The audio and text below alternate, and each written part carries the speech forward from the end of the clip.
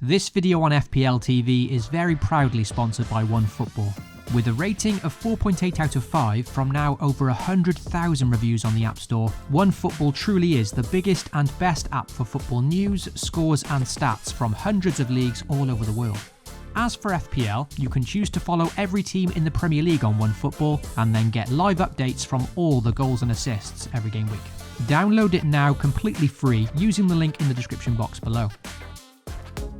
Hey guys, and welcome back to FPL TV.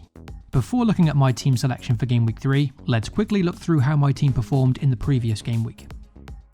It was an excellent start to the game week, with both Trent and Jota doing the business in the early kickoff against Burnley. Although Mohamed Salah's blank was a big frustration for many, for me it was ideal, because in the end I opted not to put the captaincy armband on him. Because he was so highly captained, his blank was a dream outcome for my side, but unfortunately that hope turned to disappointment, with my captain Fernandes doing no better the following day. A record 2.7 million managers captained Mo Salah last weekend, so it was a big shame that Fernandes couldn't capitalise, an opportunity missed for sure. Elsewhere, there were two real letdowns in my defence last week, with both Luca Digne and Matt Targett delivering 0 pointers, with Matt Targett surprisingly being dropped from Aston Villa's starting lineup. Targett was always going to be a short-term option for me, and the main reason for including him was to take advantage of Villa's nice opening 3 fixtures, particularly that home fixture against Newcastle. That fixture always felt like a good chance of a clean sheet, so it's certainly frustrating for Villa to go ahead and get that clean sheet and have Targett be no part of it. A nice 6 points missed out on there. Luke Ayling therefore came into my side automatically with his 1 pointer, and Matt Targett has now become a transfer headache a bit earlier than anticipated. As for the rest of the team, there were returns all round, with the first clean sheet of the season for Sanchez in goal, and Danny Ings scoring a superb overhead kick. Luke Shaw also managed to scrape 2 bonus points, despite conceding and getting no attacking returns, which is quite a rarity, and although him and Luca Digne are yet to get clean sheets or attacking returns this season, their creative stats have looked okay so far. On Monday night, the game week went from average to very good, all thanks to the West Ham double-up of Antonio and Benrahma delivering once again.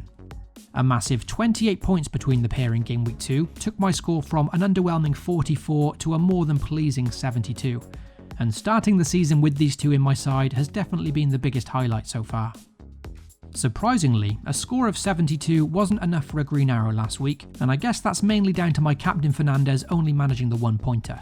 Still, with that 28 points from the West Ham pair salvaging my game week, it's only resulted in a smallish red arrow, dropping from 150k to 230, and in the early stages of the season, ranks can swing extremely quickly, so overall I'm still fairly happy with the start.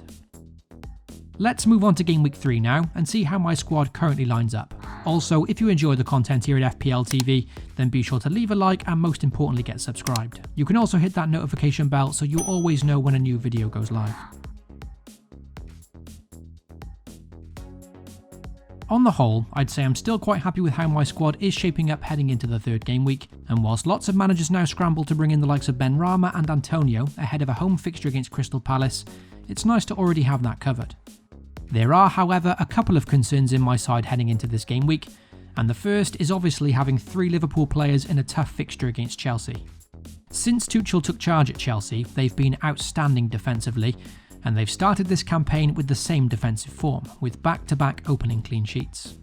I think Jota could be the biggest concern for me here, because in a big game situation, perhaps Klopp could favour Firmino to start this one, who perhaps has a bit more experience in the big game environment. Therefore, with 2 free transfers available this week, I have considered using one of them to sell Jota and bring in Rafinha at Leeds. In FPL though, I believe it's important to consider how many points a player can score over a block of game weeks and not just fixate on one fixture.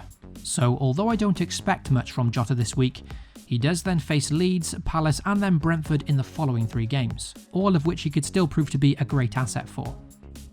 At the start of the season, having already looked at how my team could line up this week, the plan was to certainly field Matt Targett at home to Brentford, which on paper had great potential for a clean sheet, and I could have easily played him over Jota this week too if needed. However, with him now seemingly having lost his place to Ashley Young in the starting lineup, and since featuring in the League Cup in midweek, it really doesn't look good for Targett starting this one, so it's likely him that I'll be transferring out for Game Week 3. The real frustrating part though is that he's already dropped by 0.1 million, and even that small drop blocks a lot of potential transfer moves. As for his replacement, well, as mentioned a few videos back, the plan was always to transfer out Target for Arsenal's Kieran Tierney in Gameweek 4, but now this transfer has come a game week earlier than anticipated. I was still set on making this transfer and then simply benching Tierney against Man City this week. However, with the incredible news now that Cristiano Ronaldo is signing for United, well, that really has a huge impact on everything. With him potentially making his debut at home to Newcastle in Game Week 4, Ronaldo may have to come immediately into my team. And because we don't know yet how much he'll be priced in FPL, I may have to downgrade Target to a budget defender and free up as much cash as possible to make that transfer happen. For this reason, I'll be waiting until the deadline to make my transfers, because depending on how much Ronaldo is priced will certainly have an impact. If it is a budget defender that I need, then Southampton's youngster Livramento at 4.1 million could be a very handy enabler, who's looked impressive in his first 2 games for the club. There's also a chance that Tierney may drop to 4.9 million before the deadline as well, which could prove to be superb value when looking at Arsenal's upcoming fixture run. And because Matt Target is also 4.9 million, I am reluctant to buy Tierney at 5, because again, that 0.1 million loss can block a lot of transfers in the future. So I'd much rather buy Tierney if he does drop to 4.9, equaling the price of Matt Target, and therefore not losing any money. As for the captaincy this game week, given the confidence and form that West Ham have shown in the opening 2 games, and with both Salah and Bruno having seemingly more trickier fixtures, I'm not going to overthink this one, and the captaincy goes to Antonio.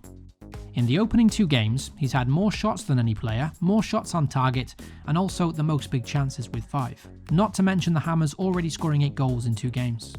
I think it's also worth noting just how good the players around him have looked so far as well, and with the likes of Bowen, Benrahma and Fornals all playing with a lot of confidence, I don't think there's need to look anywhere else this week, especially with a decent home fixture against Palace up next. Is Antonio guaranteed to return this week? Of course he's not, but I think a lot of signs point to him as a standout captaincy option, and that's good enough for me.